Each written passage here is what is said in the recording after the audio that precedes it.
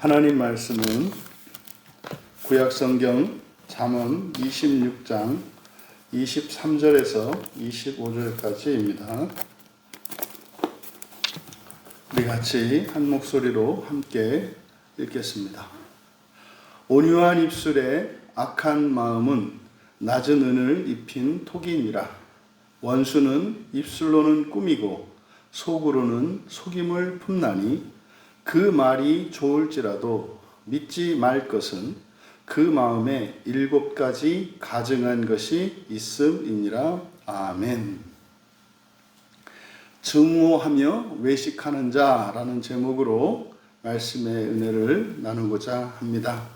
우리는 지금 하나님의 영광에 합당하지 않은 자들에 대해서 살펴보는데, 오늘은 5번째로 증오하는 사람입니다. 주의할 것이 있는데, 성경에 미워하다라는 말이 2가지 의미를 가집니다. 상대적으로 덜 사랑한다 할 때, 그러니까 누구보다 누구를 덜 사랑할 때 미워한다라고 하기도 하고, 그것이 아니라 아주 싫어하며 원수로 여기면서 미워하는 것, 이걸 그래서 증오하다 이렇게 이야기를 한 겁니다. 그래서 24절에 원수라고 번역된 이 샤네라는 말이 바로 증오한다라고 하는 말의 분사입니다. 그래서 증오하는 겁니다. 증오하는 사람. 자, 그러면 바로 5번째로 우리에게 주어지는 영광에 합당하지 않은 자, 다시 말해 이 문제, 이 주제를 극복하기 위해서 반드시 하나님의 은혜를 구하며 살지 않는다면 첫째 부활에 참여할 수 없다는 뜻입니다. 정말로 첫째 부활에 참여하고자 한다면 이 문제는 반드시 해결해야 하는 것이니까 이 문제를 해결하기까지 절대로 포기하지 말고 지속적으로 하나님의 은혜를 구하며 살아야 할 것을 가르쳐주는 본문입니다. 23절에 온유한 입술에 악한 마음은 낮은 은을 입힌 톡이다. 좀 번역이 좀 잘못되어 있습니다. 23절을 그대로 직역하면 악한 마음과 불타는 입술은 이렇게 돼요. 악한 마음과 불타는 입술은 톡이 위에 씌워진 은도금. 악한 마음과 불타는 입술은 톡이 위에 씌워진 은도금. 그러니까 사람의 악한 마음이 토기에 빗대어 있고 불타는 입술은 은도금과 같습니다. 그러니까 사람의 마음을 이제 톡이라고 비유할 때 사실은 사람이 흙으로 지었지 않습니까? 그래서 톡이라고 말을 하는 거죠. 그런데 그 악한 마음과 불타는 입술, 그러니까 불타는 입술은 이제 말을 이렇게 상징적으로 나타내는 것인데, 불타는 입술이라고 한 것은 무엇이냐? 그러니까 말이거든요. 불타는 말입니다. 그러니까 악한 마음을 가지고 있는 사람이 하는 말, 근데 그 말이 무엇과 같다? 불타는 것과 같다는 겁니다. 그래서 성경에서 불탄다라고 하는 것은 하나님의 심판을 나타내기도 합니다만, 어쨌든 불의 목적은 파괴, 파멸입니다. 그래서 모든 것을 태우기 때문에 정결하게 하는 효과가 있죠. 하지만 바로 파괴를 의미합니다. 그래서 악한 마음과 불타는 입술이라고 하는 것은 악한 마음을 가지고 있는 사람이 하는 말, 그 입에서 나오는 말은 뭐다? 타는 불과 같다라고 얘기를 하는 겁니다. 그런데 뒤에 토기 위에 씌워진 은도금 그랬거든요. 은도금이라고 하는 것이 사실은 토기가 흙으로 만든 그릇에 은을 살짝 입힌들 결코 그 토기, 그 흙이 은이 되지 않는다는 뜻이죠. 그래서 악한 마음을 가지고 있는 사람이 뭐 이렇게 말 몇 마디로 그 사람의 그 악한 마음을 고칠 수 있는 것은 아니다, 이런 겁니다. 그래서 악한 마음이 바뀌지 않고서는 그 사람의 말과 행동이 아무리 반듯하다 할지라도 그것은 아무 의미가 없다라고 얘기하는 겁니다. 그래서 사무엘상 16장 7절에서 하나님은 우리 중심을 보신다 이렇게 말씀하지 않습니까? 그래서 심판을 행할 때 하나님께서 우리의 행위를 가지고 심판을 하시는데 똑같은 행위라 하더라도 그 사람의 마음에 따라서 다른 판결이 나올 수 있다는 사실입니다. 도둑질을 했다 그래서 그 도둑질한 그것이 어떤 사람에게는 하나님의 긍휼함을 얻겠습니다마는 어떤 사람은 오히려 하나님으로부터 진노를 받을 것이라는 거예요. 가장 대표적인 예가 살인 같은 거지 않습니까? 살인. 예를 들어서 사람이 사람을 죽이는 일은 성경이 절대적으로 금하고 있는 일입니다. 그런데 나라가 외부의 적으로부터 침략을 당했을 때 나라를 지키기 위해서 우리의 신앙을 지키기 위해서 맞서 싸우는 과정에서 발생하는 이 살인은 그것은 처벌의 대상이 되지 않습니다. 하지만 평화로운 때에 그런 살인을 하는 그것은 절대로 용납되지 않는 그런 죄이죠. 그런 것입니다. 그래서 23절은 바로 뭡니까? 무엇보다 중요한 것이 우리의 마음에 악한 것이 바뀌어야 한다는 것을 나타냅니다. 그리고 24절에 원수는 입술로 꾸미고, 그러면 23절에서 악한 마음 그랬는데 그 악한 마음이 24절에서 무엇인지 설명하는 거예요. 원수라고 번역한 샤네, 이건 바로 증오심입니다. 증오심을 가지고 있는 마음이죠. 미워하는 겁니다. 누구를 어느 정도로요? 살인에 이르는 미움이죠. 그러니까 막 죽이고 싶은 겁니다. 지금 우리나라가 이 증오심으로 가득 차 있습니다. 증오심으로 가득 차 있어서 사리 분별을 하지 못하고 뭐 너무나 기본적인 이런 상식조차도 파괴되는 그런 시대 상황에 있어요. 그러니까 여기서 원수라고 번역한 이것은 뭐다? 증오하는 자입니다. 증오하는 자. 그럼 이 증오하는 자가 바로 23절에서 악한 마음을 가지고 있는 사람인 거예요. 그러면 증오하는 자가 입술로는 꾸미고 이렇게 돼 있는데 여기서 꾸미다라고 번역한 나카르라고 하는 말이 인식하다라는 말이거든요. 근데 이게 수동태로 되어 있어요. 수동태로 되어 있으니까 이 증오하는 자가 입술로 인정받으나, 이게 무슨 말이냐면 누군가를 굉장히 미워하면서도 웃는 낯으로 대한단 말이에요.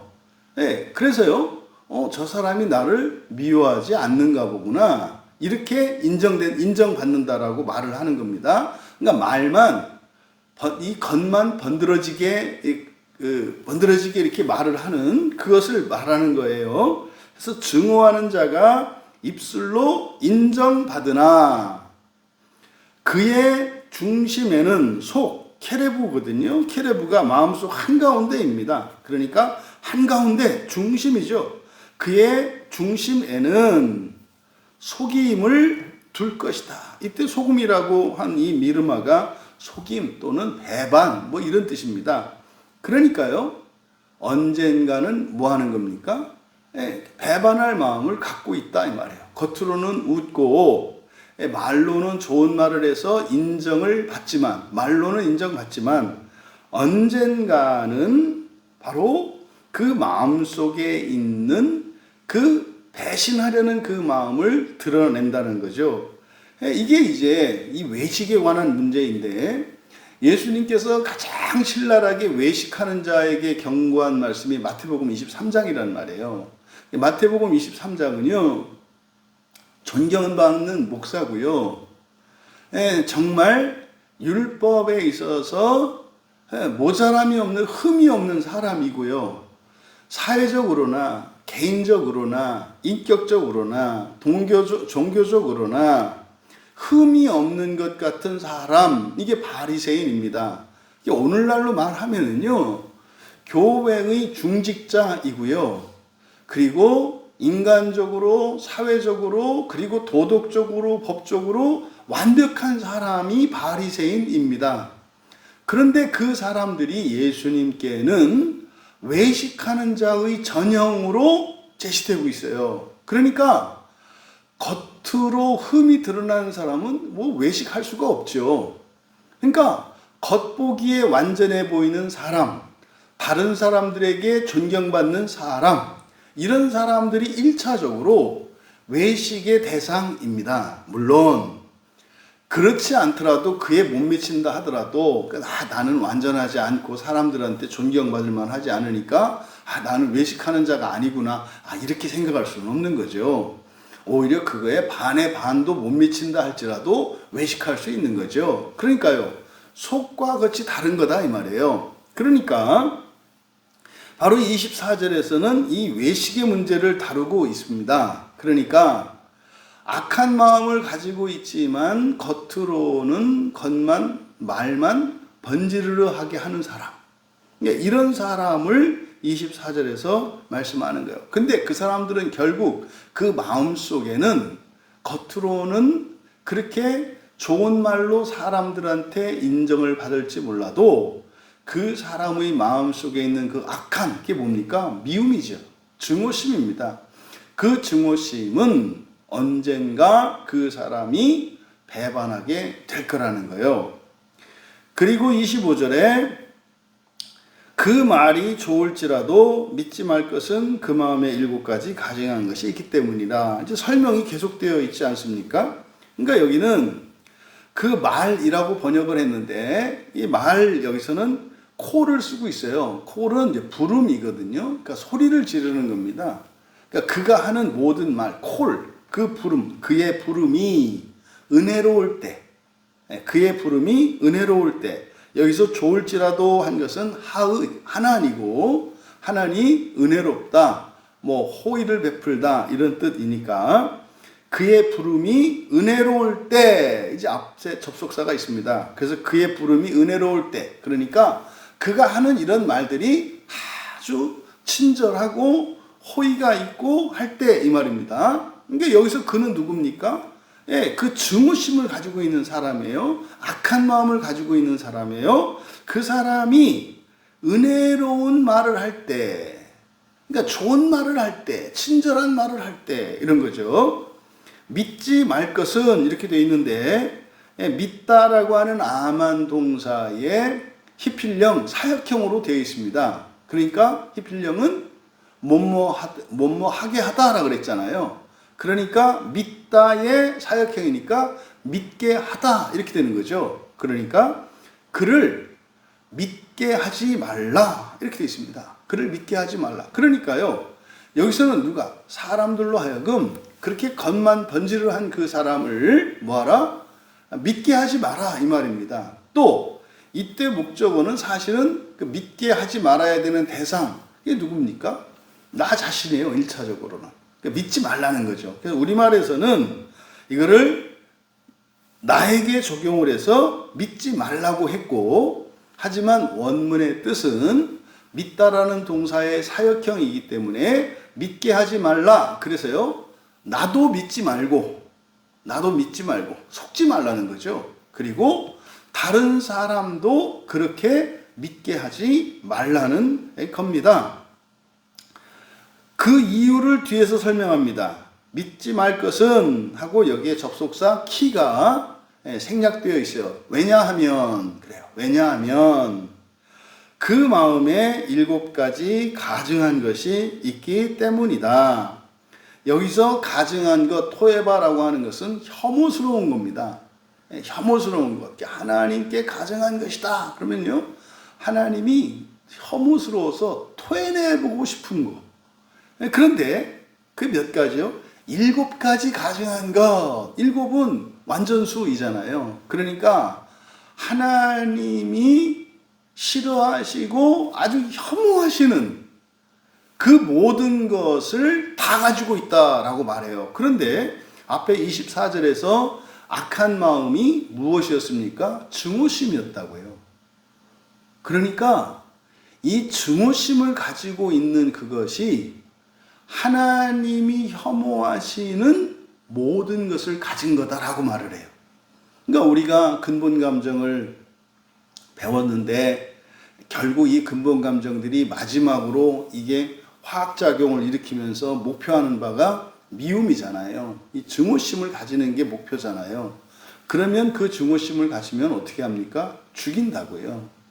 그러니까 연합을 깨서 뭐 이간질하는 정도가 아니라 어떻게 해요? 죽인다고요. 죽인다고.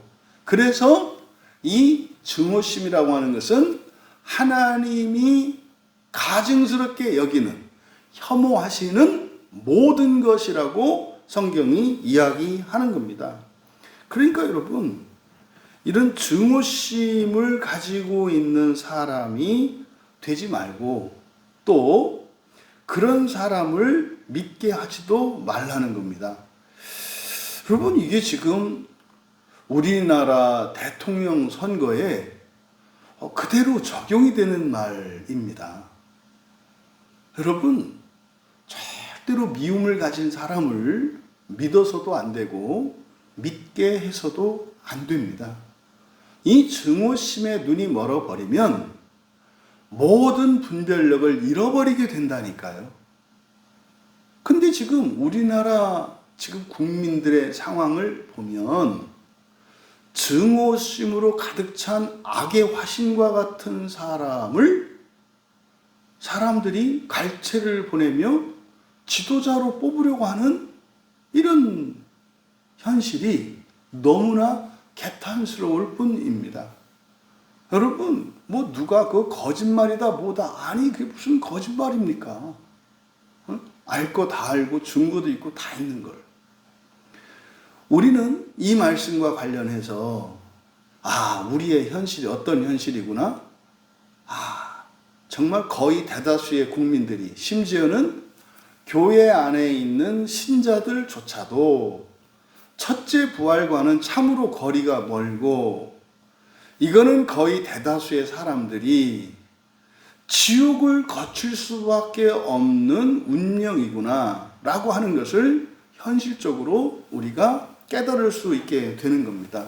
여러분, 우리의 마음이 하나님의 영광을 입기 위해서 바로 겉과 속이 깨끗해야 한다는 것을 가르쳐 줍니다. 외식의 문제예요. 또 그 마음을 깨끗하게 하는 그것은, 그러니까 겉과 속이 깨끗하다라고 하는 것은 언행에 있어서 선해야 합니다. 그 선한 것의 그 궁극은 사랑이죠.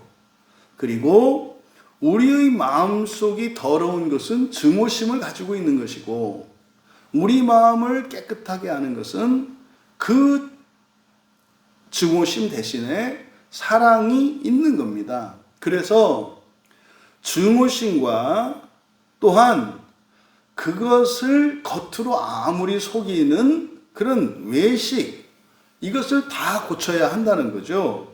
그래서 우리의 생활과 우리의 말과 우리의 내면의 증오심을 버리기로, 또 이런 미움의 말들을 끊기로 우리가 결단해야 하겠다.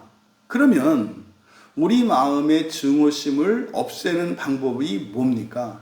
사실은 이 증오심은 깨어진 사랑의 조각이란 말이에요. 그러니까 우리의 감정이 회복되면, 우리의 감정은 하나님께서 주신 이 말씀으로 세상을 바르게 해석하고 사람들을 이해하고 공감함으로써 근본 감정이 사랑으로 바뀌어요. 그럼 이것이 우리 마음이 깨끗하게 되는 겁니다. 그리고 진리가 있어야 하는 거죠. 그래서 미움을 사랑으로 승화시키기 위해 진리의 말씀이 있어야 하는 거예요. 그러면 우리가 진리의 말씀은 성경 말씀이죠. 성경 말씀입니다. 이 성경 말씀으로 우리의 마음속에 있는 증오심, 사실은 증오심을 잘게 쪼개면 4개의 근본 감정이 다 들어있단 말이에요. 그러니까 두려움이나 외로움이나 수치심, 미움, 이것이 다 한 가지 근본 감정이에요. 그러니까 이것을 하나님의 말씀인 진리로 사랑으로 승화시켜야 합니다. 그래야 우리가 바로 첫째 부활의 은혜에 참여할 수 있게 된다는 것이죠. 여러분, 오늘 말씀을 통해 우리의 언행에 있어서 이런 증오심이 드러나고 있지는 않았는지, 또 우리가 애써 점잖은 말을 하고 친절한 말과 행동을 할지라도 내 마음속에 어떤 대상에 대한, 심지어는 나의 과거와 현재에 대한 이런 증오심을 가지고 있다면, 그것은 어떤 종류의 증오심이든지 간에 그 증오심은 반드시 극복되어야 한다는 사실을 기억하시기 바랍니다. 이 증오심은 싫은 거죠. 이유 없이 싫은 거죠.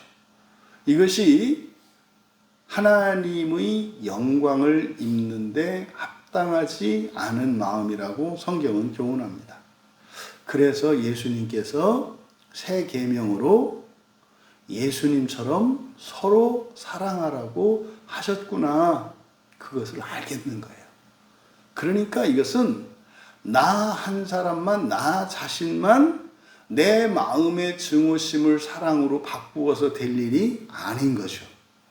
상대방도 그렇게 바뀌지 않으면 나는 사랑할 수 있을지 몰라도 상대방은 사랑할 수 없기 때문입니다. 그래서 우리가 하나님께 은혜를 구하지 않을 수가 없는 거죠. 오늘 하루 또 우리의 평생이 우리의 마음에 증오심이 생기지 않도록 예방하고, 이미 우리 안에 자리 잡고 있는 모든 증오심을 사랑으로 바뀌며, 외식이 아니라 겉과 속이 같은 그런 사랑의 제자들로 살아가시는, 그래서 첫째 부활의 영광의 소망 안에 있는 우리 모두가 되시기를 주님의 이름으로 축원합니다. 잠시 기도하겠습니다. 사랑의 하나님, 저희들을 사랑하신 것처럼 저희들 또한 서로 사랑하며 살기 원합니다. 저희들의 마음 속에 이 증오심이 있고서는 결단코 부활에 임할 수 없다고 하는 이 말씀이 저희들의 생명의 말씀이 되게 하시고, 결단하며 나아가는 이들에게 은혜를 베풀어 주셔서 참으로 우리의 마음의 모든 미움이 말라가고 사랑으로 변화되어지며 더 이상 우리 마음속에 증오심이 생겨나지 않도록 은혜를 더하여 주시옵소서. 감사하며 예수님의 이름으로 기도하옵나이다.